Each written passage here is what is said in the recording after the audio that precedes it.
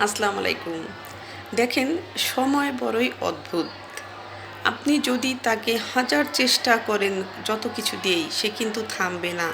সময় বয়েই চলেছে, বয়েই চলেছে। রাত-দিন হচ্ছে, দিন-রাত হচ্ছে। হুম? কোনো সময়েই আমরা তাকে আটকাতে পারি না।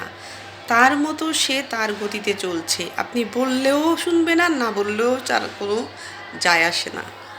এটা সময় এজন্য মানে অনেক দামি। কারণ একদম সময়কে আটকে রাখা যায় না। কিন্তু সময়ের মুহূর্তগুলো যে মানুষের মনের ভিতরে সবসময় গেঁথে থাকে এবং কোনো জিনিস আছে কখনোই আপনি মুছে ফেলতে পারবেন না। হুম? সময় এতই মানুষকে শিক্ষা দেয় যে তুমি ঠিকমতো যদি কাজ না করো মানে টাইম মেইনটেইন করে, তাহলে তুমি সেই কাজটা তুমি মানে পিছিয়ে গেলে এবং তুমি যদি সামনে আগাও দেখবা আরেকটা কাজ জমে আছে, আরেকটা কাজ জমে আছে, এভাবে এগোতে সময়ের কাজ সময়ে না করলে অনেক সমস্যা। এইজন্যই বলা হয়েছে সময়ের ১ ফোর, অসময়ের ১০ ফোর।